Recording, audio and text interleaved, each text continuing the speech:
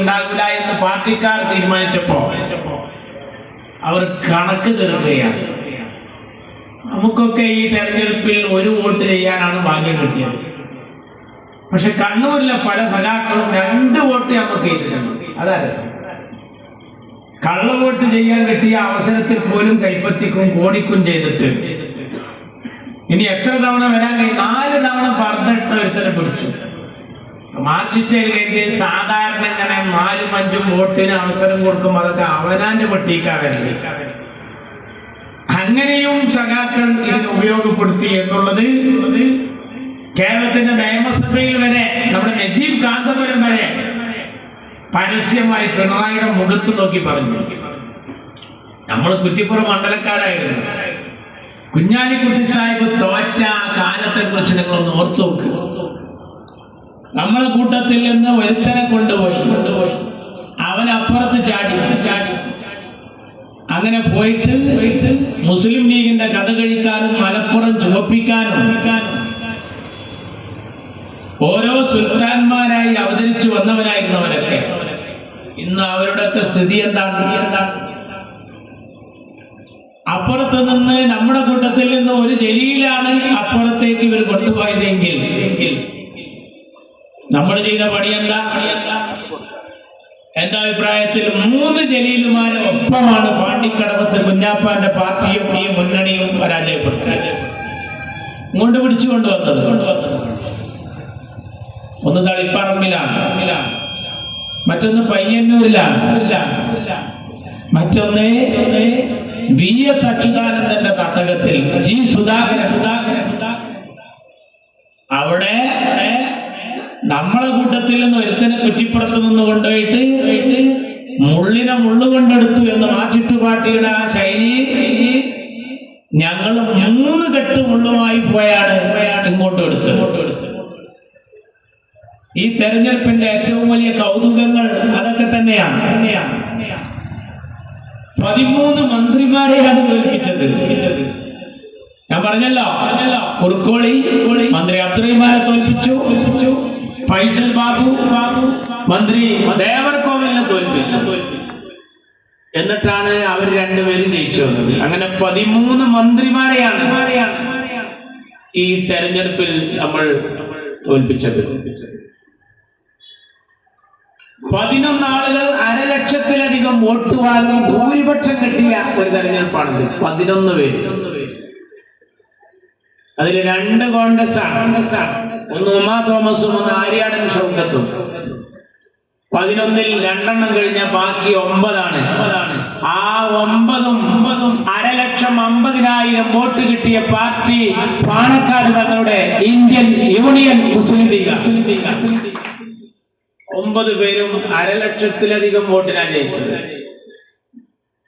കേരളത്തിലെ ഏറ്റവും വലിയ ലീഡ്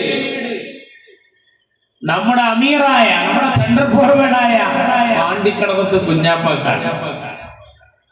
85,000-ൽ പരം. 2ാം സ്ഥാനം DMA ഷമീറിനാണ് തിരുരങ്ങാടിയിൽ. 3ാം സ്ഥാനം എന്റെ കോട്ടക്കൽ മണ്ഡലം, നമ്മുടെ തൊട്ടടുത്ത് പഴയ കുറ്റിപ്പുറത്തിന്റെ 3/4 ഭാഗങ്ങളുമായ ഭാഗത്ത് പ്രിയപ്പെട്ട നമ്മുടെ ആബിദ് ഹുസൈൻ തങ്ങൾക്ക്. 50,000-ലധികം വോട്ട് വാങ്ങി ജയിച്ച ജനപ്രതിനിധികൾ അധികവും നമ്മുടെ കൂട്ടത്തിൽ. ചരിത്രത്തിൽ ആദ്യമായി ഏറ്റവും കൂടുതൽ MLA-മാർ 22 എണ്ണം. 27 ആളെ നിർത്തി 5 പേർ പരാജയപ്പെടുന്ന സാഹചര്യം വന്നു. അതില് 3 ആള് 1,500-ൽ താഴെ വോട്ടുകൾക്കാ പോയത്.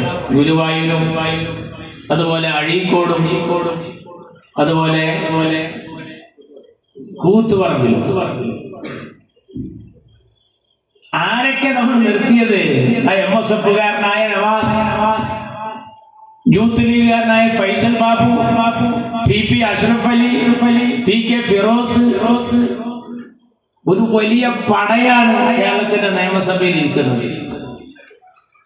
പിണറായിക്ക് തിരിയാനും അറിയാനും വയ്യ. അങ്ങോട്ട് നോക്കിയാ രാമ, ഇങ്ങോട്ട് നോക്കിയാ ചെറ്റ എന്ന് വിളിച്ച G സുധാകരൻ. അപ്പുറത്തേക്ക് നോക്കിയാൽ കുഞ്ഞികൃഷ്ണൻ, ഇപ്പുറത്തേക്ക് നോക്കിയാൽ TK ഗോവിന്ദൻ.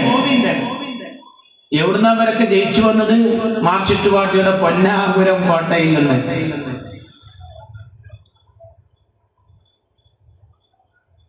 പിണറായിക്ക് വേണ്ടി രക്ഷാപ്രവർത്തനം നടത്തി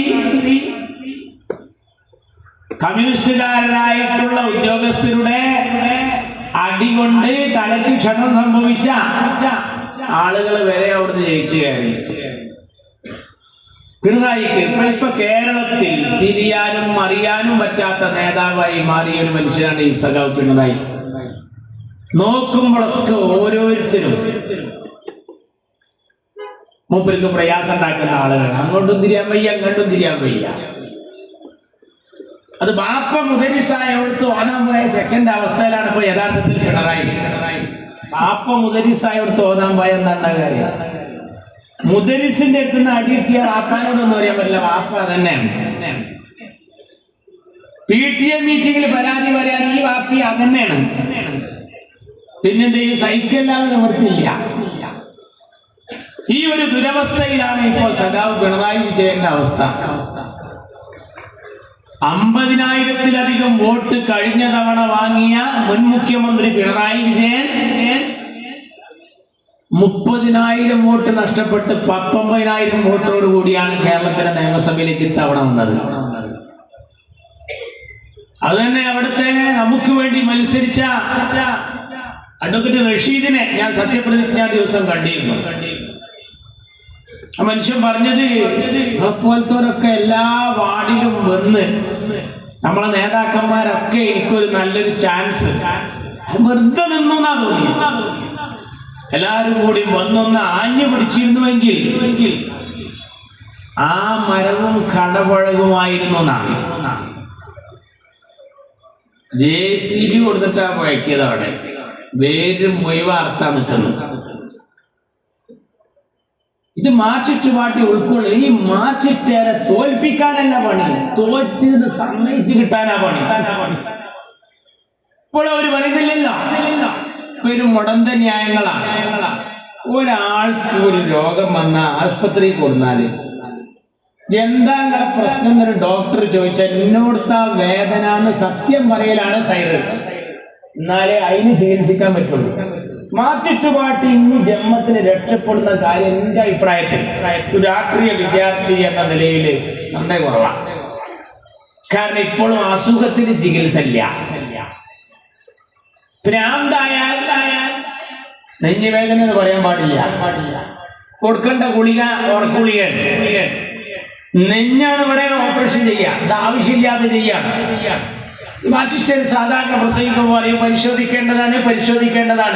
പക്ഷെ ഒരു യഥാർത്ഥ പരിശോധന ഇതുവരെ ഒരു നടത്തിയിട്ടില്ല. കഴിഞ്ഞ പാലക്കാട് തെരഞ്ഞെടുപ്പിൽ ഒരു ചങ്ങാതി മത്സരിച്ചിരുന്നു. നമ്മുടെ കോൺഗ്രസിൽ നിന്ന് പോയ സരീൻ.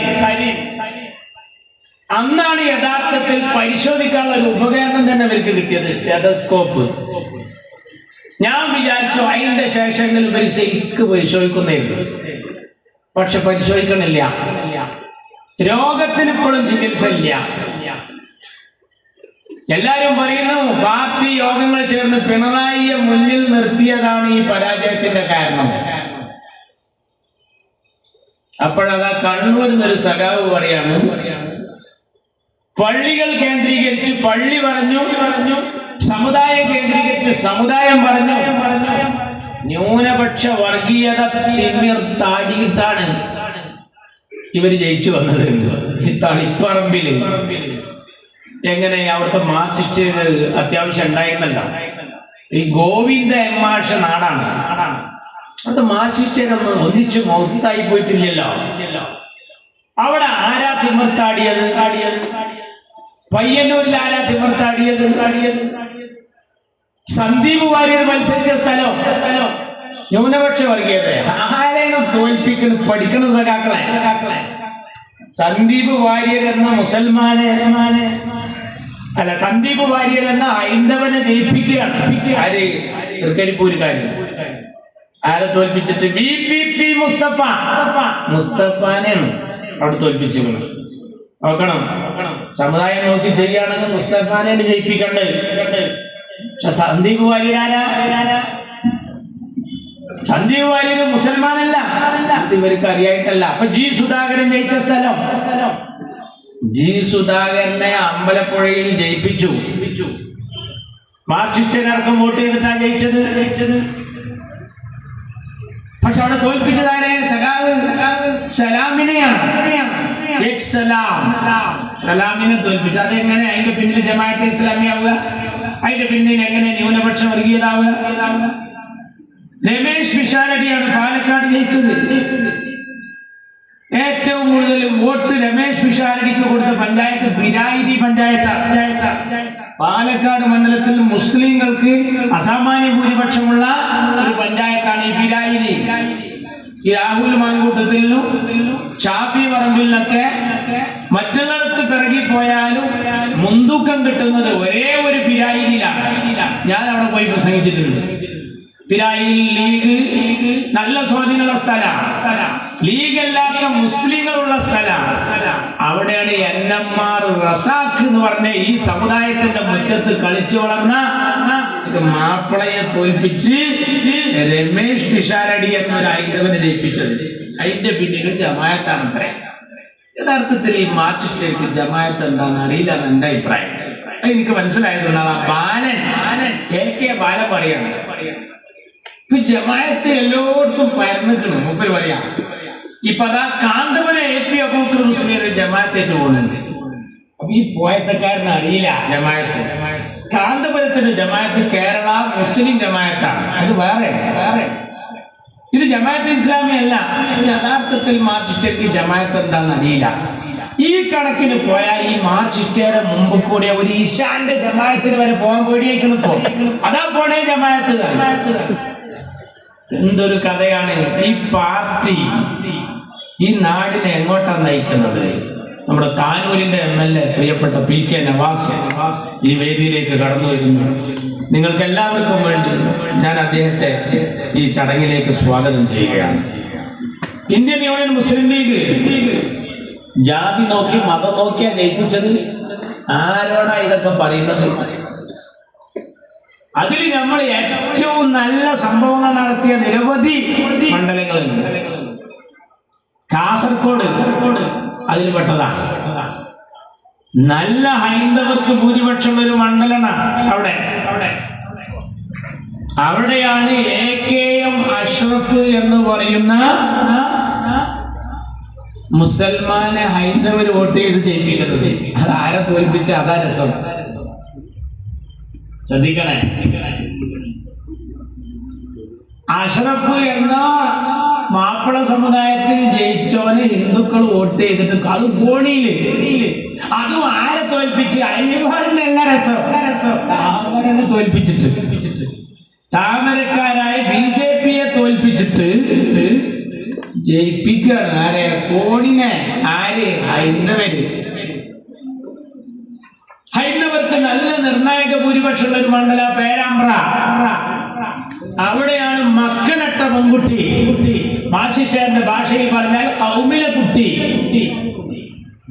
മാർക്സിസ്റ്റ് പാർട്ടിയുടെ രാജസിംഹാസനത്തിലെ രാജകിരീടം ചൂടിയിരിക്കുന്ന നിങ്ങളെ സുൽത്താനായിട്ടുള്ള രാമകൃഷ്ണനെ നിലം പരിശാക്കിയത് ഞങ്ങളെ മോണ്ടിസോറി പൈതല് ഫാത്തിമ സാഹിബ്. ഉമ്മക്കുട്ടിക്ക് വോട്ട് ചെയ്തു. ആര് വോട്ടിട്ടു? തള്ളായിരുന്നു. അതിന്റെ പിന്നിലും ജമാഅത്ത്. അനിമിയ പറയാ സമുദായം നോക്കി അവർ ജയിപ്പിച്ചത്. ആ തവനൂര് കണ്ടാ പോരെ. VS ജോയ് കഴിഞ്ഞ നിയമസഭാ പ്രസംഗത്തിൽ കുറുക്കോളി അത് മനോഹരമായി ഇവർക്ക് കേൾക്കെ വിശദീകരിച്ചു. 1% പോലും ക്രിസ്ത്യാനി ഇല്ലാത്ത തവനൂർ മണ്ഡലത്തിൽ കൈപ്പത്തി ചിഹ്നത്തിൽ നിലമ്പൂരിൽ കൊണ്ടിട്ട് ഞങ്ങള് അവിടെ VS ജോയിയെ നിർത്തി. അല്ലേ? എന്താ പറയുന്നത്? ഞാൻ മലപ്പുറം സുൽത്താനാണ്. കുഞ്ഞാലിക്കുട്ടിക്ക് എന്റെ തോൽവി കണ്ടിട്ട് സായൂജ്യ വളയാന്ന് തോന്നുന്നുണ്ടോ? കുഞ്ഞാലിക്കുട്ടി സാഹിബ് അതൊന്നും ഈ അയാത്തിൽ നടക്കൂലെന്ന് പറഞ്ഞു. പക്ഷെ കുഞ്ഞാലിക്കുട്ടിയുടെ ഹയാത്തിൽ തന്നെ ഞങ്ങൾ നടത്തി ചില്ലറ സംഭവം ഒന്നല്ല. കുറ്റിപ്പുറത്തന്ന് വിമാനത്തിലാ വന്നത്. നേരെ തവനൂര് വന്നപ്പോ ഇവിടെ നിൽക്കേണ്ടതായിരുന്നു. ഒന്ന് ആബിദ് ഹുസൈൻ തങ്ങൾക്കെതിരെ സ്വന്തം മണ്ഡലത്തിൽ നിന്നില്ല. പുതിയ മണ്ഡലം വന്നപ്പോ സുരക്ഷിത താവളം നേടിപ്പോയി. തവനൂര് നിന്നപ്പോ ഗ്യാസ് കുറ്റിയിൽ നിന്നു. പിന്നെ ഓട്ടോറിക്ഷ കയറി. കഴിഞ്ഞ തെരഞ്ഞെടുപ്പിൽ ലോറി എഴുന്ന ചിഹ്നം. ചാനലിൽ ചോദിച്ചു എന്താ ലോറി ചിഹ്നാക്കാനുള്ള കാരണം. അത് ഈ കൊല്ലം കുറച്ച് അധികം വോട്ടിട്ടു, അത് വളാഞ്ചേരിക്ക് കൊണ്ടുപോകാനാണ്. ആ ലോറി 4 ചക്രയ്ക്ക് വന്നിട്ട് തവനൂരിൽ നിന്ന് പുറപ്പെട്ട് അയങ്കലത്ത് വലിയൊരു കുണ്ടനടായിക്ക് അവിടെ എടുക്കണം. എന്താ കാര്യം? ആളുകൾക്ക് കാര്യങ്ങളൊക്കെ ബോധ്യമായിട്ടുണ്ട്. ആ ഇനാണ്ടല്ല ഇപ്പൊ നയിച്ചത്. മാർക്സിസ്റ്റ് പാർട്ടിയുടെ ഊരമേൽ ഒരു കൂര കെട്ടാൻ മാർക്സിസ്റ്റുകാർ സമ്മതിക്കാതെ സഹയാത്രികനായി പോയിട്ട് മാർക്സിസ്റ്റ് പാർട്ടിയുടെ മൊറ്റടിച്ച് ഇത്രയും കാലം നടന്നിട്ട് ഇപ്പൊ ആ പെരടം മൂണ്ടായും തറവാടും കംപ്ലീറ്റ് പൊളിഞ്ഞ് തരിപ്പണായപ്പോ ഒരു മനുഷ്യനതാ റേഷൻ കാർഡിൽ പേര് എടുത്തിട്ട് ഔത്ത് കയറിയിരിക്കണം. വല്ലാത്തൊരു കഥ. ഈ ഒരു ദുർഗതി ആനന്ദിന്നാൽ ഒരു പണപ്പിനും പറിച്ചോ കൊടുക്കാതിരിക്കട്ടെ എന്ന് നമുക്ക് പ്രാർത്ഥിക്കാം. കമ്മ്യൂണിസ്റ്റ് പാർട്ടിയെ പറ്റി ഇയാൾ പറഞ്ഞിരുന്ന കാര്യങ്ങളുണ്ട്. നേരത്തെ എഴുതിയ പുസ്തകങ്ങളുണ്ട്. ആ പ്രസംഗങ്ങളൊക്കെ ഞങ്ങൾ കേൾക്കുകയാണ്. കമ്മ്യൂണിസ്റ്റ് പാർട്ടിയിൽ സഹകരണമാവാം എന്ന് വരെ പറഞ്ഞു. എന്നിട്ട് പറഞ്ഞു പലരും സഹകരിച്ചിട്ടുണ്ട്. മുസ്ലിം ലീഗ് മാർക്സിസ്റ്റ് പാർട്ടിയുമായി സഖ്യത്തിലായ കാലം ഉണ്ടായിരുന്നു. അത് ചങ്ങാത്തമാണ്, അംഗത്വമാണ് തെറ്റ് എന്ന് ജലീലിന്റെ കൂടെ നടന്ന് നിലമ്പൂരിലെ അകമ്പാടം നാരോക്കാവ് ഞാനിവരും നടന്നു പ്രസംഗിച്ചതാണ്. എന്ത് അംഗത്വമാണ് അപരാധം. അംഗത്വം എന്ന് പറഞ്ഞാൽ അതിന് മെമ്പർഷിപ്പ് എടുക്കല്. ആ മനുഷ്യപ്പ് ചെയ്ത പണി എന്താ? ഓ മാത്രല്ല ഓരോ പെണ്ണുങ്ങളി നോക്കണം. ഇങ്ങനെ മാർക്സിസ്റ്റ് പാർട്ടി എന്ന് പറയുന്ന ഒരു കപ്പിത്താൻ ഉണ്ടായിരുന്നു, പിണറായി. കപ്പലും മുങ്ങി, കപ്പിത്താനും മുങ്ങിയിട്ട് കപ്പൽ ഇങ്ങനെ മറിഞ്ഞെടുക്കുമ്പോ ഒരു മനുഷ്യൻ മാത്രം ഒരു വായ്മ നീന്തി ടൈമൊക്കെ പോകുക എന്ന് പറഞ്ഞാൽ അത് ആത്മഹത്യാപരമാണ് എന്ന് ഞങ്ങൾക്ക് പറയാനോ. നിങ്ങളെ വിതച്ചതാണ് കൊയ്തത്. ഞങ്ങൾക്ക് ഒരുപാട് ഗുണം കിട്ടിയിട്ടുണ്ട് പിണറായിനെ കൊണ്ട്. UDF ഈ മൃഗീയ ഭൂരിപക്ഷത്തിൽ വരാൻ ഏറ്റവും ഞങ്ങളെ സഹായിച്ചത് പിണറായിയാണ്. കാരണം ഇത്രയും ബോർഡുകൾ നാട്ടിൽ വെച്ചപ്പോ ജനങ്ങൾക്ക് ഇതൊക്കെ ഇങ്ങനെ കണ്ടപ്പോ മനസ്സിലായി അയാളാണല്ലേ എന്നുള്ള ആ ചിന്ത. മാത്രമല്ല ഞങ്ങളെ സഹായിച്ച ഒരുപാട് ആൾക്കാരുണ്ട്. ഓലെ സഹായിച്ച കൂട്ടത്തിൽ പലരും ഒരുപാട് ഘടകങ്ങളുണ്ട്. ഞങ്ങളെ സഹോദരിമാരൊക്കെ വോട്ട് ചെയ്യാൻ വരുമ്പോ കോഴിക്കോട് മെഡിക്കൽ കോളേജിൽ ഇപ്പൊ VD സതീശൻ അധികാരത്തിൽ വന്നപ്പോ അർഷീനൊക്കെ ജോലി കൊടുത്തു. നിങ്ങൾക്ക് ചെയ്യാൻ പറ്റുന്ന പണിയായിരുന്നു.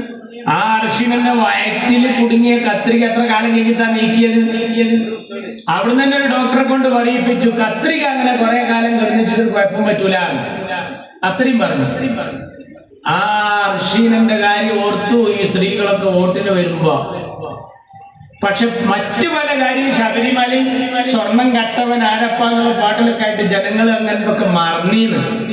അപ്പോഴാണ് വേറൊരു കൂട്ടർക്കാര് കത്രിക ചിഹ്നാക്കിയിട്ട് ഇങ്ങനെ വിശാർത്താക്കി കൊടുത്തത്. നമ്മൾ വലിയ ഉപകാരമാണ്. ഞാൻ അവരുടെ പേരൊന്നും പറയുന്നില്ല. പോലും ആ ചിഹ്നം ഇങ്ങനെ കാണിച്ചു കൊടുത്തപ്പോ ഈ കത്രി ഇങ്ങനെ ഓർമ്മ വന്നപ്പോ പെണ്ണുങ്ങളെ പോയി നമുക്ക് വോട്ട്. അങ്ങനെ ഞങ്ങളെ പല നിലക്കും സഹായിച്ചവരോട് നന്ദി പറയാനും കൂടിയാണ് ഈ പരിപാടി ഇവിടെ വെച്ചിട്ടുള്ളത്. നിങ്ങൾ അറിയണം, VD സതീശൻ ശരിക്കിപ്പോ കടിച്ചു കൊടയാണ്. നേരത്തെ കുറുക്കോളി ഒരു ഭാഷ ഇവിടെ പ്രയോഗിച്ചു. വടി കൊടുത്ത് അടി വാങ്ങാന്ന് കേട്ടിട്ടുണ്ട്. പക്ഷെ തോക്ക് കൊടുത്ത് പിടി വാങ്ങാം എന്ന് പറഞ്ഞ ചെറിയ സംഭവമല്ല. VD സതീശൻ ഇങ്ങനെ ഇരിക്കുമ്പോ അയാൾ എന്ത് പറഞ്ഞാലും അനർത്ഥാണ്. അതുകൊണ്ടാ മാർക്സിസ്റ്റുകാർ പറയുന്നത് ഇയാള് പ്രതിപക്ഷ നേതാവാകാൻ പാടില്ല. നോക്കണം, പ്രതിപക്ഷ നേതാവാകാൻ പാടില്ല. മാത്രല്ല S അജയകുമാർ എന്ന് പറയുന്ന തിരുവനന്തപുരത്തെ നേതാവ് പറഞ്ഞു പിണറായി MLA സ്ഥാനം തന്നെ രാജിവെക്കണം. മാർക്സിസ്റ്റ് പാർട്ടി അയാളോട് നാട്ടിൽ പോകണമെന്ന് വരെ പറഞ്ഞിട്ടില്ലേ, ബാക്കിയൊക്കെ പറഞ്ഞു. ഇങ്ങനെ വെറുത്തൊരു നേതാവ് ഉണ്ടായിട്ടുണ്ടോ? എന്നാൽ ഞങ്ങൾ അധികാരത്തിൽ കയറിയപ്പോ അതിന്റെ ഗുണഫലങ്ങൾ കണ്ടു തുടങ്ങി. ഞാൻ ചുരുക്കുകയാണ്. എനിക്ക് അതിലിഷ്ടപ്പെട്ട ഒരു സംഭവമാണ് ഇന്നും ഇന്നലെയായി കേരളത്തിൽ നടന്നുകൊണ്ടിരിക്കുന്നത് ഓപ്പറേഷൻ തൂഫാൻ. ചെറിയ സംഭവമാണോ? 104 കേസ് എടുത്തിട്ട് 137 ലഹരി കച്ചവടക്കാരെ അറസ്റ്റ് ചെയ്തു. കുറച്ച് ദിവസമായിട്ടുള്ളൂ. പക്ഷെ മാർക്സിസ്റ്റുകാർക്കൊക്കെ വാട്സപ്പിൽ ഭയങ്കര ധൃതിയാണ്. നമ്മൾ ഈ ഭരണത്തിനെതിരെ കളിച്ച എല്ലാ പ്രമാണിമാർക്കും ഉണ്ടായി നിങ്ങളെ KSRTC, ഉണ്ടായി ട്രാൻസ്പോർട്ട്. അപ്പൊ പിന്നെ നമുക്ക് ചെയ്ത മാതിരിയാണ്. ഈ VD സതീശ അധികാരത്തില് സത്യപ്രതിജ്ഞ ചെയ്യുന്നതിന് മുമ്പ് വാട്സപ്പിൽ വിടുകയാണ് ഓരോരുത്തര്. ആ ബസ്സില് പോകാനുള്ള അവസരം തരണം, ഇത് അധികാരത്തിൽ കയറണ്ടേ. ഒരു കുഞ്ഞാപ്പു എഴുതി വിടുകയാണ് വാട്സപ്പില്, VD സതീശൻ രാജിവെക്കുക. അതിന് ഇയാൾ സത്യപ്രതിജ്ഞ ചെയ്തിട്ടില്ല. ചെങ്ങായി തലാക്ക് കിടന്ന് നിക്കാൻ കിടക്കണ്ടോ പൊട്ടന്മാരെ? നിങ്ങൾ എവിടുന്നത് പഠിച്ചത്? കാര്യം തീർക്കലെന്ന നിക്കാഹ് കഴിഞ്ഞതിന്റെ ശേഷമാണ്. നിശ്ചയത്തിന് തന്നെ വന്നിട്ട് പറയാ തലാക്കിന്റെ പേപ്പർ ഇവിടെ. ഇതെന്ത് പരിപാടിയാണ്? അതിബുദ്ധില്ല. ഇപ്പൊ എന്താ പറയാന്ന് കൊടുത്തില്ല. എന്തെങ്കിലും ഏത് കിട്ടിയിട്ട് വേണം തെരുവിൽ കറങ്ങാൻ. ഇന്നിപ്പോ ഞാൻ കോഴിക്കോട് നിന്ന് വരുമ്പോണ്ട് അവിടെ വലിയൊരു ബോർഡ്, ചെറുവണ്ണൂരിലെ ഗതാഗതക്കുരുക്ക് പരിഹരിക്കണം. അപ്പൊ മിഞ്ഞാന്നും അതന്നെയായിരുന്നു റോഡ്, മിഞ്ഞാന്നും അതേ ഇടായി തന്നെയായിരുന്നു. നോക്കണം, ആ ചെറുവണ്ണൂരിൽ ഇപ്പൊ 5 ദിവസം കൊണ്ട് ഗതാഗതക്കുരുക്ക് മാറ്റണം എന്ന് പറഞ്ഞാല് നാട്ടിൽ ഇപ്പൊ വൈലത്തൂരിലെ ട്രാഫിക് ജാം ഒഴിവാക്കുക DYFI ഇപ്പൊ ഒരു ബോർഡ് വെച്ച് അങ്ങനെ ഉണ്ടാവും. അതേ ട്രാഫിക് തന്നെ ആയിരുന്നല്ലോ മിഞ്ഞാന്നും. അപ്പൊ എന്താ ഒരു കാര്യം കിട്ടുന്നില്ല, കാരണം കിട്ടുന്നില്ല. VD സതീശന്റെ അടുത്ത് നിങ്ങൾ ആ പരിപ്പൊന്നും പോവില്ല. നിങ്ങൾ പറഞ്ഞിരുന്നത് എന്താ അറിയാം? ഞങ്ങൾ ഭയങ്കര പൈസ മാറ്റി വെച്ചിട്ടാ പോകുന്നത്. 6000 കോടി ഉണ്ട്. ഭയങ്കര സംഭവമായിരുന്നു. 6000 കോടി. VD സതീശൻ നിങ്ങൾ ആ വർത്താനത്തിന്റെ പരിപ്പെടുത്ത് വറുത്ത് പൊരിച്ച് കരിച്ച് കൈ കൊടുത്തു മിഞ്ഞാന്ന്. എന്താ പറഞ്ഞ അറിയാം? VD സതീശൻ 6000 കോടി. മുപ്പൊരു ഉദാഹരണം പറഞ്ഞു. 50,000 റുപ്യ ശമ്പളം കിട്ടിയിട്ട് പെണ്ണുങ്ങളോട് പറയണോ ഇത്തൻ എന്റെ അടുത്ത് 50,000 റുപ്യ ഉണ്ട്, എന്നാ അവിടെ നിൽക്കുന്നുണ്ട് 20,000 റുപ്യ ഇട്ടാളെ പാലേരൻ, തിണ്ടുമ്പോ ഇരിക്കുന്നത് മീൻകാരൻ 5,000 റുപ്യ കൊടുക്കാണ്ട്, പച്ചക്കറി പീടിയക്കാരന് കൊടുക്കാണ്ട്, ഇങ്ങനെ ഓരോ ആളുകൾക്ക് ഓരോന്നും കൊടുക്കാണ്ട്. അതൊക്കെ കൊടുക്കാണ്ടായിട്ട് ഇപ്പം പറയാണ് എന്റെ അടുത്ത് ഇപ്പോഴും ഞാൻ പ്രമാണിയാണ്, എനിക്ക് 50,000 റുപ്യ എന്റെ പോക്കറ്റിലുണ്ട്. യഥാർത്ഥത്തിൽ അവിടെ ഇരിക്കുന്ന വാടകക്കാരനടക്കം കൊടുത്തു കഴിഞ്ഞാൽ അതിനൊന്നും ഉണ്ടാവില്ല. ഇതറിയായിട്ടല്ല, അത് കറക്റ്റ് പറഞ്ഞു. അപ്പൊ പഴയ മന്ത്രി എന്താ പറഞ്ഞു കഴിഞ്ഞാൽ 10 കൊല്ലായിട്ട് ഇവിടുത്തെ കാര്യങ്ങൾ പഠിച്ച് മനസ്സിലാക്കി പോണ ആളാണ്. ഉടനെ നീട്ടു VD സതീശൻ. മൂപ്പര് പറഞ്ഞു ഞാൻ 25 കൊല്ലായിട്ട് ഇവിടെ ഉണ്ട്. ഇടങ്ങറിന്റെ കൊടിയായോ? ഒരു അക്ഷരം നിങ്ങൾക്ക് മിണ്ടാൻ പറ്റാത്ത കോലത്തിലായി. സത്യത്തിൽ മാർക്സിസ്റ്റ് പാർട്ടിക്കാര് നിയമസഭയിൽ ജയിച്ചു വന്നവര് ഈ 5 കൊല്ലം ചോദ്യം ചോദിക്കാതിരിക്കുക എന്നിട്ട് നല്ലത്. ഏത് ചോദിച്ചാലും പ്രശ്നമാണ്, ഏത് കാര്യത്തിലൂടെ പോയാലും പ്രശ്നം. വിലക്കയറ്റം അവസാനിപ്പിക്കുക എന്ന് കേറിയിട്ട് 1 മാസമാകുന്നുള്ളൂ. നിങ്ങൾ കയറ്റിയ വിലയാണ് അത്. നിങ്ങൾ കയറ്റിയ വിലയാണ്. ഇപ്പോ 5 കൊല്ലത്തേക്ക് വിലക്കയറ്റം ഉണ്ടാകൂല എന്ന് ദേശാഭിമാനി എഴുതിയ ഒരു തവണ. 5 കൊല്ലത്തേക്ക് വിലക്കയറ്റം ഉണ്ടാവൂലെന്ന്. അത് എഴുതുമ്പോ ദേശാഭിമാനിയുടെ വില 8 റുപ്യാണ്. ഇപ്പൊ അതിനും 12 റുപ്യ, അതിനും കൂടി. അതെ രസം. അങ്ങനത്തെ നിങ്ങൾ വന്നിട്ട് വിലക്കയറ്റം അവസാനിപ്പിക്കുക. അപ്പൊ എന്താ പറയുക? നിങ്ങൾക്ക് ഒരു കഥയും കവായതില്ല, ലൈസൻസും ബാഡ്ജും ഇല്ല, ബെല്ലും ബ്രേക്കും ഇല്ല. നിങ്ങൾക്ക് എല്ലാം പിടുത്തം വിട്ടിട്ടുണ്ട്. ഇപ്പൊ ഒരു ഹാൻഡ് പോവാണ്. നിങ്ങൾ കഴിയുന്നത്ര പറയാതിരിക്കുകയാണ് നല്ലത്. ഇന്ത്യൻ യൂണിയൻ മുസ്ലിം ലീഗ് ഓസ്കാർ പുരസ്കാരത്തെ വെല്ലുന്ന ദർജയിലാണ് ഇപ്പോ. ഞങ്ങളെ മലപ്പുറം ചോപ്പിക്കാനും ഇതൊക്കെ വന്നവരോട് ഒരു MLA പോലും തൊട്ട് വെക്കാനില്ലാതാക്കിയ പാർട്ടിയുടെ പേരാണ് ഇന്ത്യൻ യൂണിയൻ മുസ്ലിം ലീഗ്. 5 ജില്ലയിലേക്ക് കടന്നില്ല, അങ്ങക്ക് പറ്റൂല. നമ്മൾ ലഹരിമുക്ത പഞ്ചായത്ത്, മാലിന്യമുക്ത പഞ്ചായത്ത് എന്നൊക്കെ കേട്ടിട്ടുണ്ട്. LDF മുക്ത ജില്ല ഉണ്ടാക്കിയിട്ടുണ്ടായത്. LDF മുക്ത ജില്ല ഒരേറ്റവും കഷായത്തിന് കൂട്ടാൻ പോലും ജയിപ്പിച്ചില്ല. പല സ്ഥലത്തും അങ്ങനെയാണ്. നീ ജയിച്ചോടെ സ്ഥിതിയോ ഉച്ചം വോട്ടിന് തടി സലാമത്തായി വന്നതാണ്. ഇപ്പൊ റിയാസ് ഒക്കെ ജയിച്ചത് പഴയ പ്രതാപത്തിലാണോ? അല്ല, അൻവർ അവനെ പിടിച്ചു കെട്ടി. അവിടെ പിടിച്ചു കെട്ടി. ഇപ്പൊ മാർക്സിസ്റ്റ് പാർട്ടി ഈ പോക്ക് പോയാൽ നാടിന്റെ അവസ്ഥ ദയനീയ. എന്നിട്ട് അതല്ലാത്ത കാര്യം പറഞ്ഞിട്ട് ഇപ്പോ ഇങ്ങനെ കയറി വരികയാണ്. നിങ്ങൾ വന്ദേ മാതരം ചൊല്ലിയില്ലേ?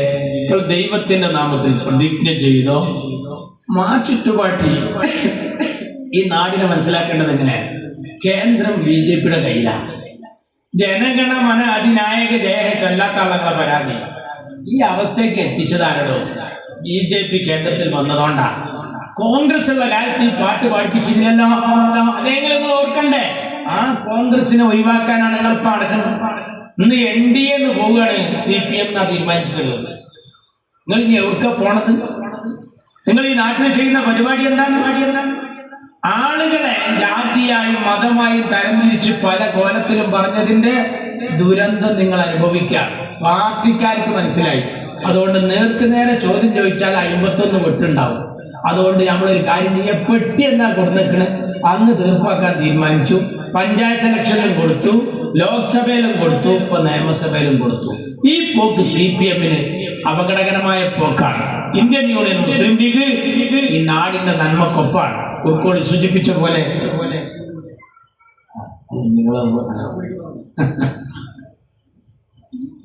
നവാസ് പറഞ്ഞത് PM ശ്രീയുടെ കാര്യം പറയാനാണ്. PM ശ്രീ വിഷയത്തിൽ ഇയാൾ പോയിട്ട് ഒപ്പിട്ടതാണ്. ആരെയും ഈ ശിവൻകുട്ടി ആ സാധു കുടുംബശ്രീ ആയിട്ട് പോയി ഒപ്പിട്ട് പോന്നതാ. എന്നിട്ട് വന്നിട്ട് ഇപ്പൊ ഷംസുവിന് ഉത്തരം പറയണം. നിങ്ങൾ വാങ്ങിയ ഗഡുവാണ്. അതും മുന്നണിയില് പാർട്ടിയില് മന്ത്രിസഭയിൽ ചർച്ച ചെയ്യാതെ പോയത്. എന്നാ ഞങ്ങളോ? ഷംസു പറഞ്ഞെന്താ? അയാൾ ചർച്ച ചെയ്യും. ഷംസു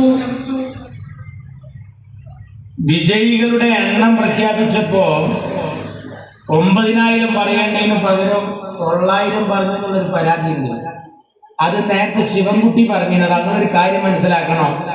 ആ ശിവൻകുട്ടിയുടെ മേത്തുണ്ടായിരുന്ന പിശാച് ഇപ്പോഴും ആ കസേരയിൽ നിന്ന് പോയിട്ടില്ല എന്ന് മനസ്സിലാക്കിയ മതിയാണ്. അല്ലാതെ ഷംസു അഡ്വക്കറ്റായ ഷംസുനെ വായിക്കാറിയായിട്ടല്ല എന്ന് പറഞ്ഞുകൊണ്ട് ഞാൻ അവസാനിപ്പിക്കുന്നു. അസ്സലാമു അലൈക്കും.